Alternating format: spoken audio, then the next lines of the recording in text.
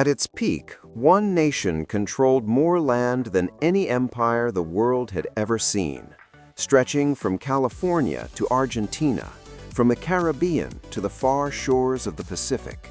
We're talking about over 5 million square miles of territory. And here's the wild part. Just a few decades earlier, this empire didn't even exist. This is the extraordinary story of how Spain rose from a fractured peninsula to become the world's very first superpower, and how it all came crashing down. A peninsula divided. In the late 1500s, Spain, as we know it today, simply didn't exist. The Iberian Peninsula was a patchwork of independent Christian kingdoms, each fighting for survival and supremacy. The two most powerful were the Kingdom of Castile and the Kingdom of Aragon. For 7 centuries, both had been clawing back land from the Moors, Islamic invaders from North Africa who had conquered much of Iberia back in the early 8th century. Everything changed in 1469. Queen Isabella I of Castile and King Ferdinand II of Aragon tied the knot, and with that marriage came a dynastic union that effectively united Spain for the first time. Together, they finished what generations before them had started. By 1491, the last Muslim stronghold, the Emirate of Granada, fell. The peninsula was finally completely Christian.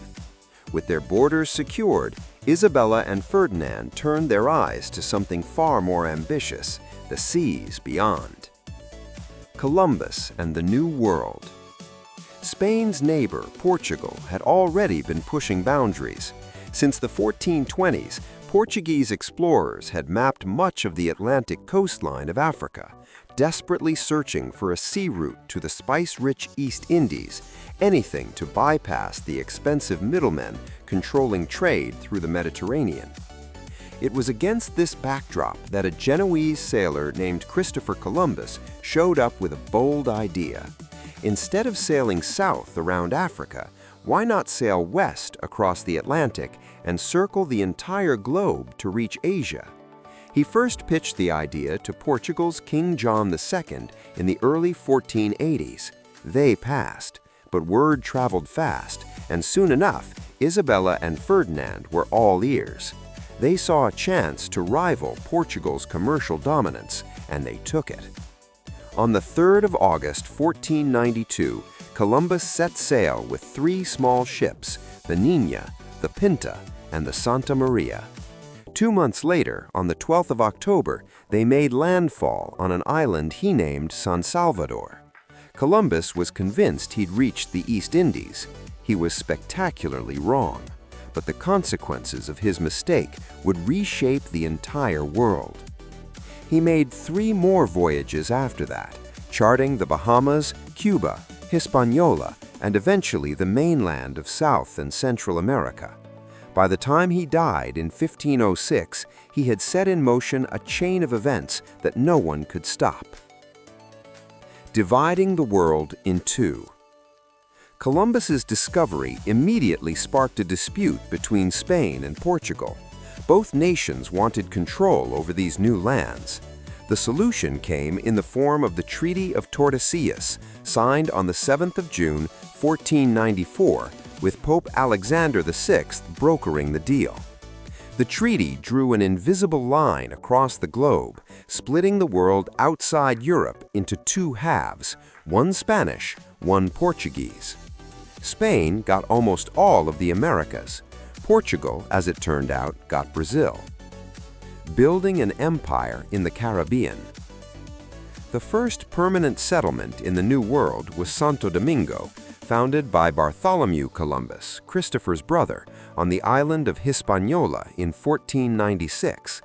From there, settlements spread rapidly across the Caribbean throughout the 1500s.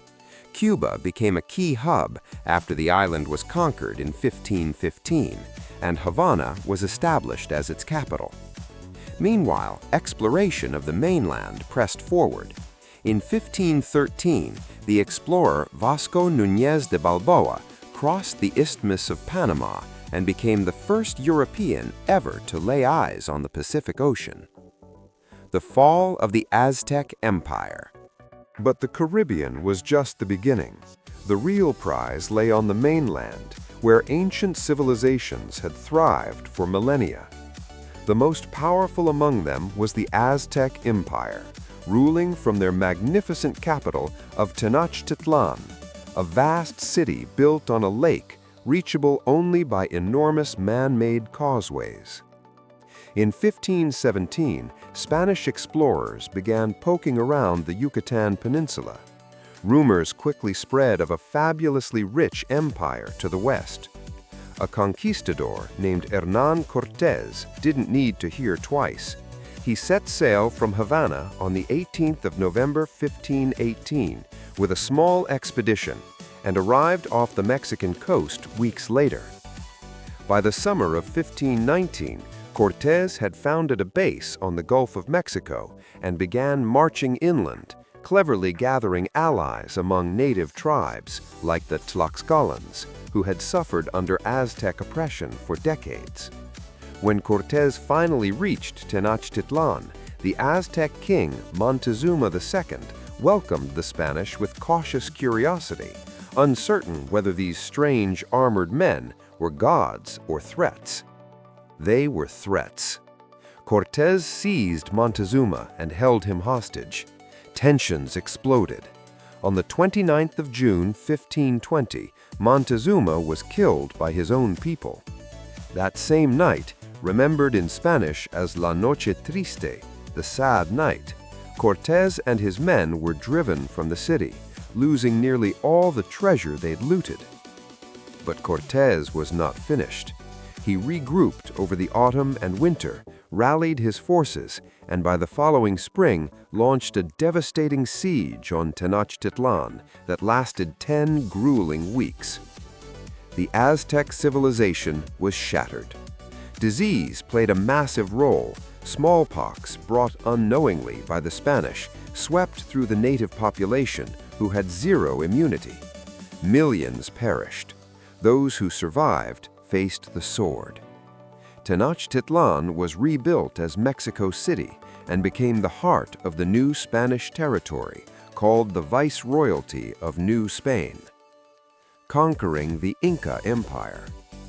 Far to the south, in the towering Andes Mountains, another great civilization awaited its fate. The Inca Empire stretched across much of modern-day Peru, Ecuador, and Bolivia, a sophisticated society built over centuries by peoples like the Chincha and the Nazca.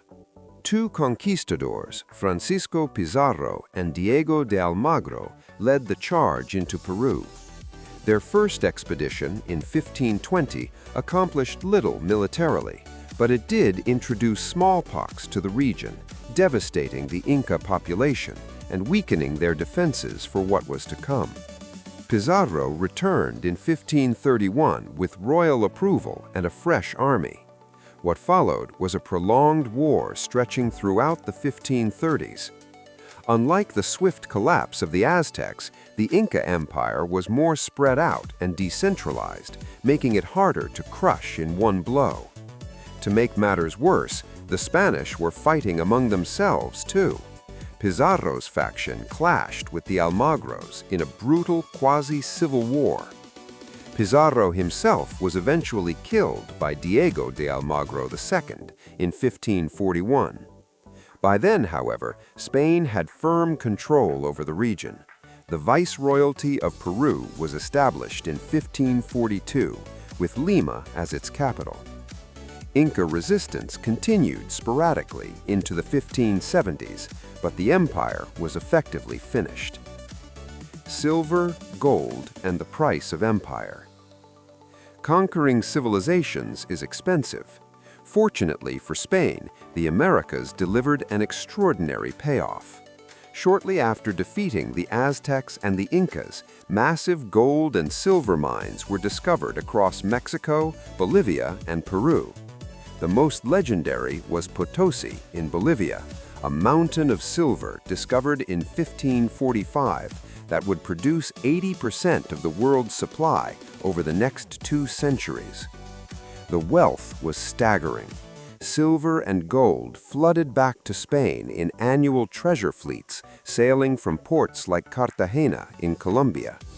So much precious metal poured into the European economy that it triggered a massive period of global inflation, known to historians as the Price Revolution. Spain's ambitions didn't stop at the Americas. During Ferdinand Magellan's circumnavigation of the globe between 1519 and 1522, he stumbled upon an archipelago in Eastern Asia. These islands were eventually named Las Islas Filipinas, the Islands of Philip, in honor of Prince Philip, heir to the Spanish throne. Once Philip was crowned King Philip II in 1556, a military expedition was dispatched to claim the Philippines. The northern island of Luzon was quickly conquered, and Manila was founded in 1571. Back in the Americas, Spanish explorers had also been pushing northward. In the late 1530s, Hernando de Soto charted vast stretches of what is now the southern United States, from Florida and Georgia westward through Mississippi, Louisiana, and Texas. And in the 1760s, Franciscan missionaries under Father Junipero Serra began establishing settlements along the coast of California, which would eventually grow into the cities of San Diego, Los Angeles, and San Francisco.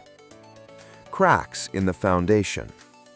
For all its glory, the Spanish Empire was already showing signs of strain by the early 1600s. The flow of gold and silver from the colonies began to slow, and the Spanish crown was hemorrhaging money on wars across Europe. King Philip II declared bankruptcy 4 times during his reign. Meanwhile, France, the Dutch, and England had begun occupying lands across North America that Spain had claimed but never properly settled. England seized Jamaica from Spain during the Anglo-Spanish War of 1554 to 1660. The empire was stagnating, and rivals were circling. The collapse. By the early 1800s, colonial society across the Spanish Empire had matured and grown restless. 3 distinct social classes had emerged: the peninsulares, born in Spain, the criollos, of Spanish descent but born in the Americas, and the mestizos, born to a mix of Spanish and native ancestry. The criollos and mestizos increasingly believed they could govern themselves far better than distant Madrid ever could. Then came Napoleon.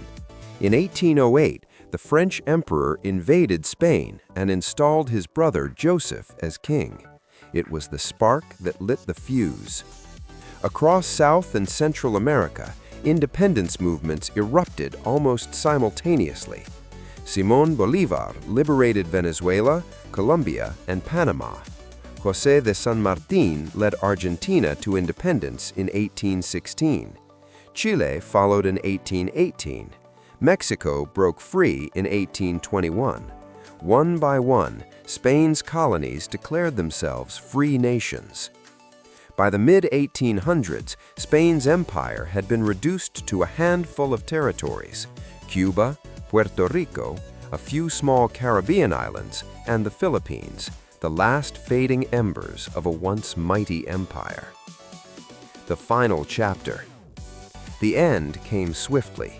The Cuban War of Independence, which began in 1895, dragged on for years until the United States intervened in 1898.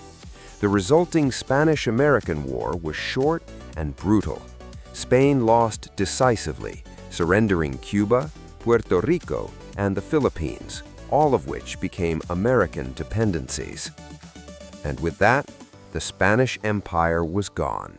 400 years of conquest, wealth, and global dominance, begun by a chance discovery made by a Genoese sailor who was simply trying to find a shortcut to Asia, had come to an end.